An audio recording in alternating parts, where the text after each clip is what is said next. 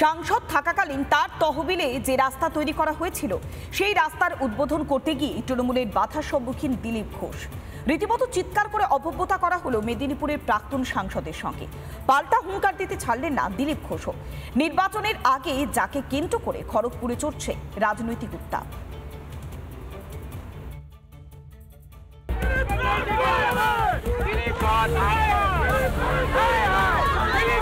রাস্তা উদ্বোধনকে কেন্দ্র করে উত্তপ্ত হয়ে উঠল খড়গপুর পুরসভা ৬ নম্বর ওয়ার্ড।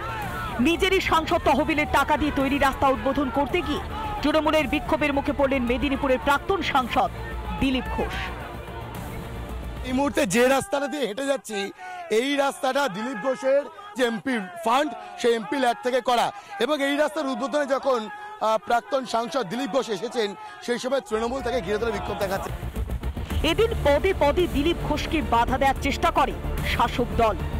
ন্যূনতম রাজনৈতিক সৌজন্যবোধ দূরে থাক, একজন প্রাক্তন সাংসদের সঙ্গে আগা গোড়ায় অভব্য আচরণ করতে থাকেন স্থানীয় তৃণমূল নেতাকর্মী সমর্থকরা।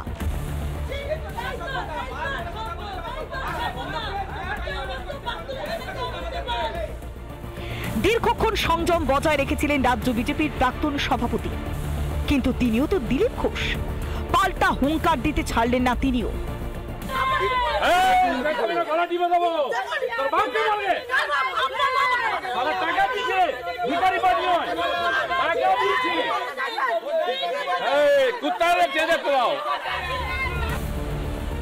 এদিকে বিক্ষোভকারীদের দাবি, রাস্তা উদ্বোধন করতে হলে করবেন পুরসভার চেয়ারপারসন।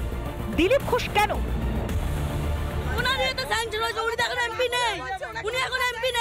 এখানে যদি রোড ওপেনিং করে আমাদের মাননীয় করবে, আমাদের পৌরসভার দিদি করবেন, চেয়ারপারসন করবেন, কল্যাণী ঘোষ, শ্রীমতী কল্যাণী ঘোষ করবেন।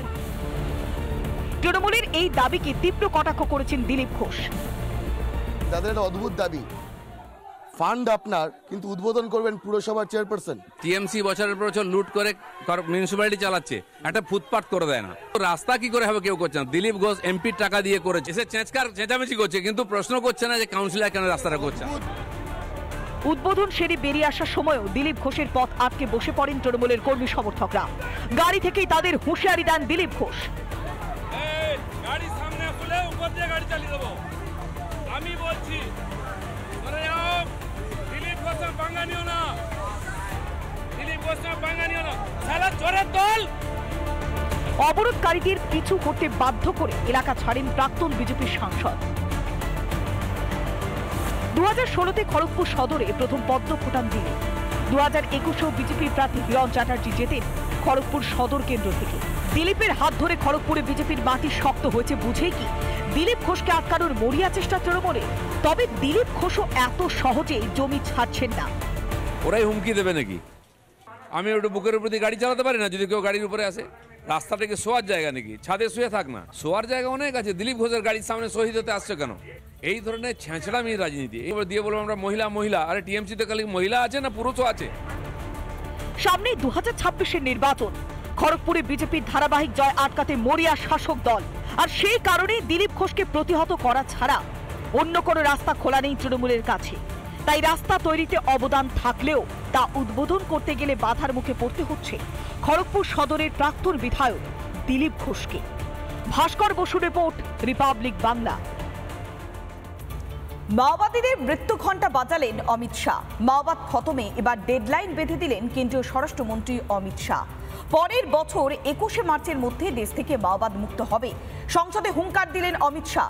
শাহের হুঙ্কারে কার্যত ঠক ঠক করে কাঁপছে শহুরে নকশালরা।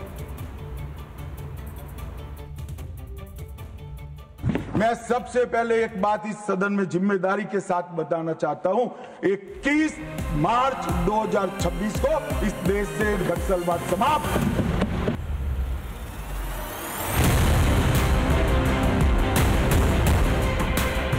মাওবাদীদের দিন শেষ, রক্তবীজদের খতম করতে ডেডলাইন বেঁধে দিলেন অমিত শাহ।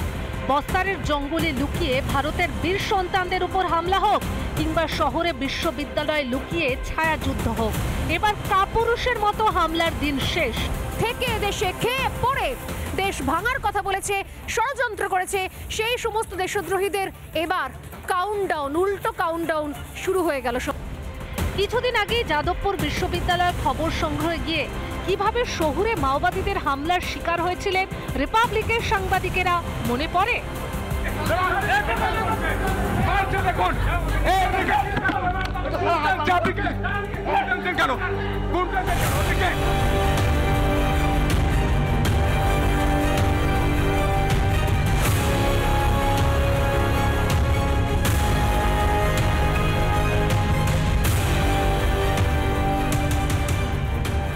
পড়াশোনাকে ঢাল করে বিশ্ববিদ্যালয় গুন্ডামি যে চলবে না তা সাফ বার্তা দিলেন শাহ। 10 साल पहले आतंकवादियों का महिमा मंडन होता था, बड़े बड़े जनाजे के जुलूस निकलते थे। आतंकवादी तो आज भी मारे जाते हैं, हमारे समय में ज्यादा मारे गए। एक का भी जुलूस नहीं निकला, जहां मरते हैं वहीं दफना दिए। তবে এবারেও মাওবাদীদের পাশে দাঁড়িয়েছে সিপিএম। আসলে অমিত শাহ যা বলতে চাইলেন যে আমার হাতে রাষ্ট্র ক্ষমতা আছে, আমি ভালো গুন্ডামি করতে পারি, আমি তোমাদের দেখিয়ে দেবো খুন করে কিভাবে যারা মাওবাদী মতামত নিয়ে আছেন তাদের সামাল খুন করা যায়। খুনের স্পৃহার কথাই প্রকাশ পেল আগে। ঘুরিয়ে মাওবাদীদের নাশকতায় প্রশ্রয় দিলেন ফিরহাদ হাকিম। যতদিন অনুন্নয়ন থাকবে, যতদিন বঞ্চনা থাকবে, ততদিন কিন্তু এরা থাকবে। একটা গ্রুপকে আপনি মেরে দিতে পারেন, আবার আরেকটা গ্রুপ উঠবে। কিন্তু আপনি যদি মানুষকে মেইন স্ট্রিমে নিয়ে আসেন, যদি আপনি বঞ্চনা না শিকার যাতে কেউ না হয় যদি দেখেন, যদি সবার পেটে ভাত থাকে, সবার হাতে কাজ থাকে, তাহলে কেউ আর এই এক্সট্রিমিস্ট হবে না, মাওবাদী হবে। কেন্দ্রীয় স্বরাষ্ট্রমন্ত্রীর এই হুঙ্কারে পরিষ্কার মাওবাদীদের উল্টো গুনতি শুরু। কিন্তু যাদের দিয়ে একসময় নো ভোট টু বিজেপি করিয়েছিলেন মমতা বন্দ্যোপাধ্যায়, 21শে মার্চ তারাই না থাকলে বিধানসভা ভোটের কি হবে? রিপাবলিক বাংলা। হাওড়ার বেলগাছিয়ায় ভূগর্ভস্থ পাইপলাইনে ফাটল, যার জেরে ধস নেমেছে শিবপুর বিধানসভার একটা বড় অংশে। ভয়ঙ্কর বিপদের আশঙ্কায় ঘুম উড়েছে স্থানীয়দের। না রয়েছে জল, না রয়েছে বিদ্যুৎ। অতল অন্ধকারে যেন ডুবেছে স্থানীয়দের ভবিষ্যৎ।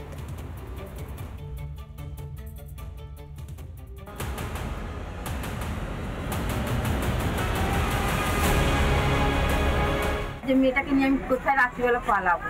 না, রাত্রে পালানোর জন্য না, 6টা থেকে 7টার মধ্যে ওই শিফটিং হবে। হ্যাঁ, সেগুলো আমাদের সরকার থেকে করাবে, তার জন্য একটু তৈরি থাকো।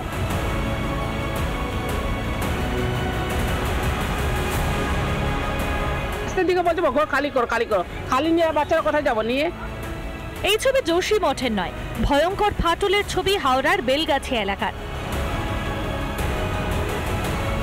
বৃহস্পতিবার ভাগাড়ে আবর্জনা স্তূপের নিচে জৈব গ্যাস তৈরি হয়, যার জেরে ভূমিক্ষয়।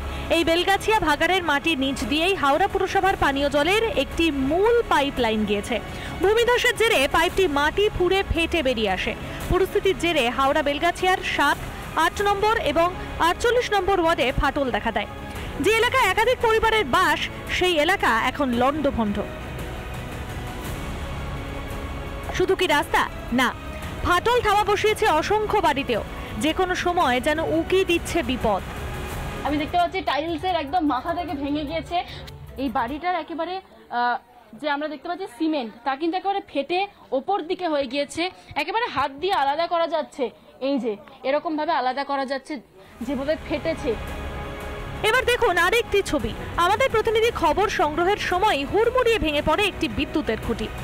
ভোররাতে যেভাবে বিকট শব্দ হয় এবং তারপর থেকে বিভিন্ন এলাকায় যে ফাটল লক্ষ্য করা গিয়েছে, তাতে তারা আশ্চর্য হয়ে পড়েছে। এখন আপনাদেরকে ছবিটা দেখাই, এই প্রশ্ন আমরা করছি। প্রাণে বাঁচতে হলে এলাকা ছাড়তে হবে, কিন্তু যাবেন কোথায় এতগুলো পরিবার? জল পাচ্ছি না, জল খেতে পাচ্ছি না, লাইন নেই। আমরা লোকের বাড়ি কাজ করি, এত কষ্ট করে আমরা পরিশ্রম করে সব কাজ করি আমরা, তাও দেখো আমাদের কোন কি হালত। সকাল দিয়ে এখনো পর্যন্ত জল দিইনি। আমার স্বামী 3-4 দিন ধরে জ্বরে পড়ে রয়েছে। রিপাবলিক বাংলার খবরের জেরে 7 ও 8 নম্বর ওয়ার্ডের পরিস্থিতি দেখতে যান শিবপুরের তৃণমূল বিধায়ক। মুখ্যমন্ত্রীর নির্দেশ অনুযায়ী আমাদের এজেন্সিগুলো যারা আছে, কর্পোরেশন, কেএমডিএ, ডিএম, সবাই প্রম্পট অ্যাকশন নিচ্ছে। আমিও ব্যক্তিগত হিসাবে এসেছি, মানুষের সঙ্গে কথা বলেছি। তাদেরকে 6টা থেকে 7টার মধ্যে শিফটিং করা হচ্ছে nearby schools. Jumping ground নজরদারি করা তো পুরসভার কাজ, সরকারের কাজ। কেন এত গাফিলতি প্রশাসনের? যেখানে এতগুলো পরিবারের বাস, সেখানে উন্নয়নে নজরদারি নেই কেন সরকারের? আর কত বিপদ হলে তবে ঘুম ভাঙবে প্রশাসনের? রিপাবলিক বাংলা।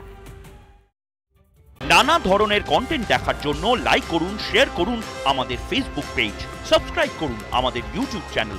পাশাপাশি অন্যান্য ব্রেকিং নিউজের জন্য অবশ্যই চোখ রাখুন রিপাবলিক বাংলায়।